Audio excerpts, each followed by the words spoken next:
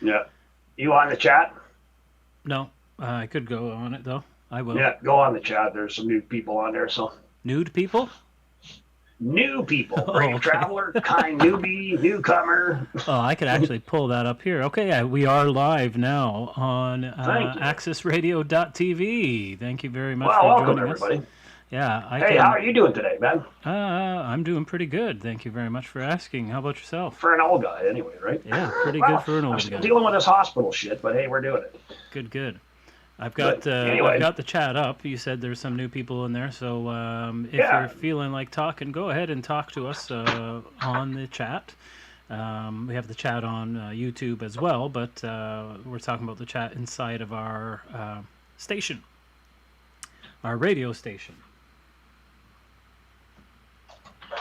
which is accessradio.ca/country-music.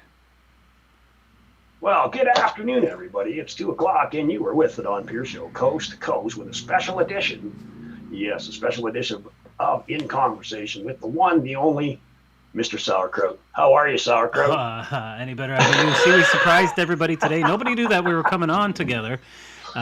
This is a surprise sneak attack. We're coming on. We're doing a live thing. We figured, hey, let's surprise everybody and not even advertise that we're going on and see what people think, right? So Yeah, this. you're wrong. I advertised. Oh, okay. Well, I didn't. I had to, man. Special guest like this coming on, I had to let people know he was coming on. We're going to have the one, the only, Mr. Rick Snyder and the Rick Snyder Band here with us today. Going to be talking to Rick about, of course, his new single, "Hell of a Night," gone crazy down in the States. It's picking up traction, of course, in the U.S. and in Canada now. And he's going to come in here live in about 10, 15 minutes. He's going to join us here on our Access TV and live on the station. Right, But right. first, we are going to cover some things that we've been talking about Yeah. with my whole hospital fight here. Yeah, so Um, actually I was going to put you on the spot here. We're you know going to what? interview the interviewer. Well, you didn't tell me that part. You just said we were going to discuss it. Well, now I'm interviewing you. So, Mr. Don Pearse, how are you today? Well, I'm doing pretty good. How about you, Sauerkraut? Very good, very good. See, it's not so comfortable when you're on the other foot now, right? No, it's not, everybody. I'm not used to this part. I'm used to being the inductee, if you know what I mean. Yeah, yeah. So, anyways, tell us a little bit about what happened yesterday. So, or the day before, Days rather. before. Yeah. Yeah. Just a little bit of background information. Let the viewers know that don't know what's going on with you. Why you were there, and then we'll get into what happened with you afterwards. Okay. So let's start with why you were at the hospital and which hospital in specific and what you had to do.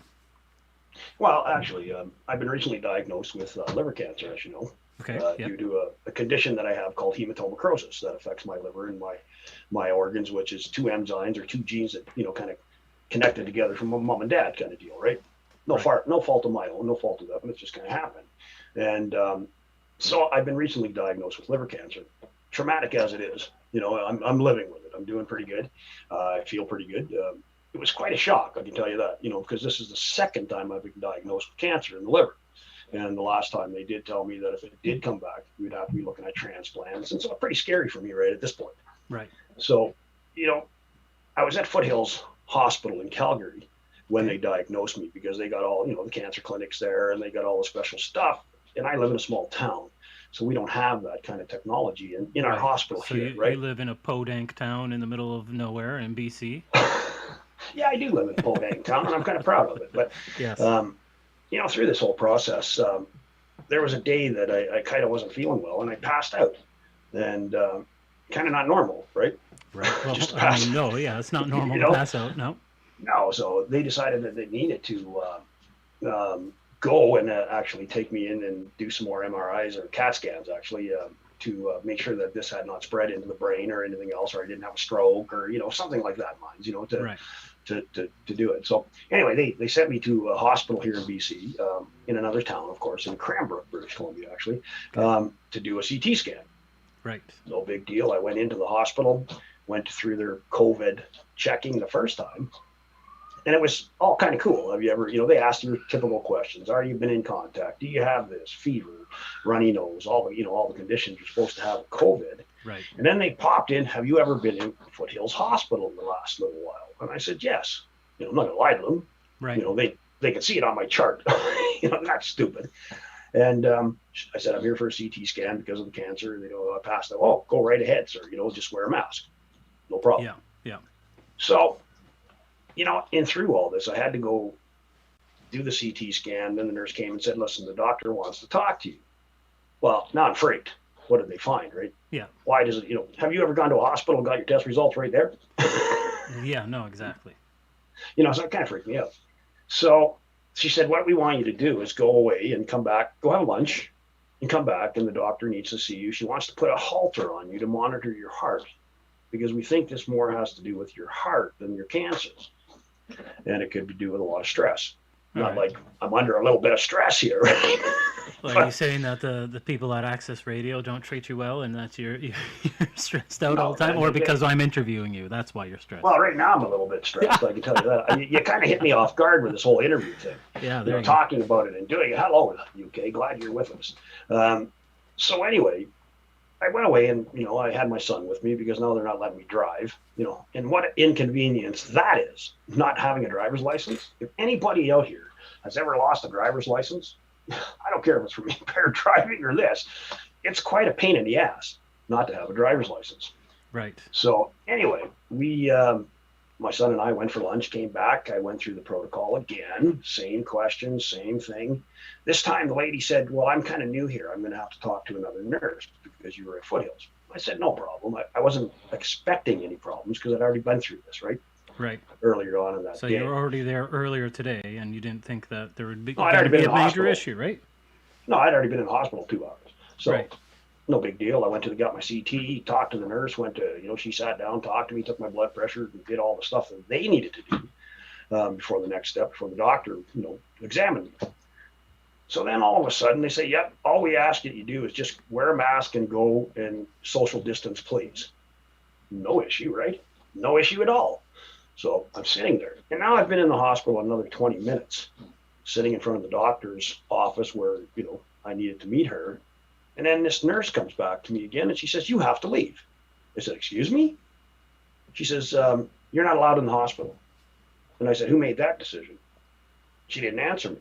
Right. And I said, well, I'm here to see a doctor. I'm under a doctor's care. I just can't leave. And she says, you're going to leave. You're leaving the facility. So at that point, I knew there was an issue. Right. Say. And then she turned from me and she started walking towards the security office. Well, talk about a little bit of intimidation, right? Yeah. Well, not really. I'm not a small guy, right? So, that 80-year-old guy they had in the security office didn't really worry me. But, it was kind of an intimidation factor of the whole thing. So I just said, you know what? Forget it. I don't need this crap. I'm under enough stress. I do not need to, all this. And I left. Well, lo and behold, I got an hour, 2-hour drive home, right? Right. Well, the phone's ringing off the hook at home here, because of obviously doctors are saying, hey, what the hell? And then apologies left and right. But I've yet to hear anything from the actual hospital. Now, I filed a complaint about this because in layman say, I'm kind of freaked because I didn't know what was going on. Number one, doctor wants to see you after a test. That's pretty much unheard of. Right. So then I find out, no, she wanted to examine me. She wanted to put a heart monitor on me. There was a bunch of things that she needed to finish to get this done, to get all this in order. And they had asked me to leave. So I have filed a complaint. I've been in touch with actually a couple of federal MPs, and they keep, playing the games. Oh, that's provincial. Well, no, it's not provincial. It's a federal health thing. You just risked a patient's life not knowing why he was there. Like I could have had an aneurysm in my head ready to explode up. Right? Yeah, exactly. Crazy. They don't know that. They don't know that shit. Yeah. And it was so, you know what, I hate to admit it, but I really, I kind of went into a full panic attack. Yes. Like on the way home, trying to figure out in my own head what the hell was happening to me and why I was all of a sudden treated that way. And I thought to myself, since, we have COVID, we all know that it's here. It's here. It's going to be here a while. So where do we get off truly risking people's lives, and when did COVID take priority to every other illness that is killing people out here? It is still the same thing. Yep. Yep. So I mean, they're both deadly diseases. I mean, cancer is deadly. We know that. However, if you get treatment in time, obviously there's lots of positive ways that you could deal with that cancer. Obviously, COVID, again, we're working on new things, but you're right. I mean, it's important to get your treatment. If you don't get your treatment, then COVID might not kill you, but the cancer definitely will. Yeah, well, I found some, through this whole thing, I found some interesting facts about our medical system here in Canada. Everybody thinks that we have the right to healthcare. Right. Is that not what you assume? Well, I assumed in Ontario, anyways. I know that for sure. No, you're not. We got universal healthcare. Yeah, you do. So do I. But yeah. You know what? You can go into a hospital, and a doctor can refuse to treat you. I thought that was illegal. No, it is not. I thought they had to take a Hippocratic oath, even if, for example, if an American as long as as long as he has somebody else that will treat you, or he can get somebody to treat you. Oh, okay. So if you're having a problem with a doctor, mm-hmm. And you all of a sudden you call him an a-hole or something, and he doesn't like that, he doesn't have to treat you. Oh, well, I mean, that's not. Well, that's what I'm being told. Okay, yeah. That's what I'm being told. And so my biggest thing is this has nothing to do with the doctors, because the doctors were, I got to tell you, I'm going to shoot out their names here. Dr. Chalmers Nixon and Dr. Shawaski out of Cranbrook, and Chalmers Nixon's out of Fernie, BC. Excellent physicians, and I tell you, they are some upset about the whole thing. I mean, right. And these ladies are specialists, right? Mm-hmm. So they've wasted a lot of time here with specialists, and you know how kind of ornery they can be. Specialist times are very important as well, and it's difficult for you to even get an appointment with a specialist, and now that specialist ordered some tests, and now you have to go back through this whole freaking thing, the whole process all over again, right? So I mean, it is a pain in the ass. Well, the whole thing is coming to a head, that's for sure, because I told the administrator of the hospital, and I did not file the complaint at the hospital where I was at. I filed it at our local hospital, which you can do at any site manager, right? Yes. And I talked to her, and I said, this is absolutely ridiculous. I said, you risked my life here, right. And you will be held accountable for this. Right. One way or the other, you will be held accountable. Yes, I did not die. This has nothing to do with me dying or surviving. Yeah. This happens to do with anybody else that walks into a BC health system. Just because they were in Alberta does not give the BC government the right to deny you healthcare and risk your life. Yeah, exactly. It's crazy. I've got an attorney involved, and I'm telling you, he's at the point where he's saying, I'm going to call them myself. I'm saying, let him ride. Let's give him a couple of days to chew on this before we go stupid about it. Yeah. Because it is not about a lawsuit. It is about them changing policy and making their staff aware of their policies, because there is no policy, and they should not have, and they've admitted this, they should not have thrown me out of the hospital. Yeah. Not while I was under doctor's care. You were already there. Well, that's it. And that's the other thing. By throwing you out doesn't do anything. You were already there. Well, if they had prevented you from getting in, then there'd be a different story. Well, but you know what? They knew I was coming. Yeah. They know where I've been. I know. Stupid.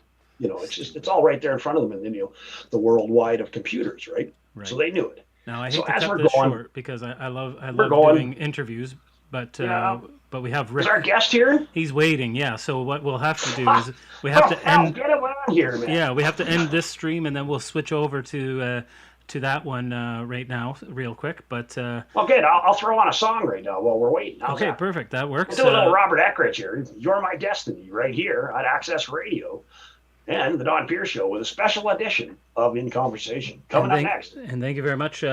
Tune back in. We're just going to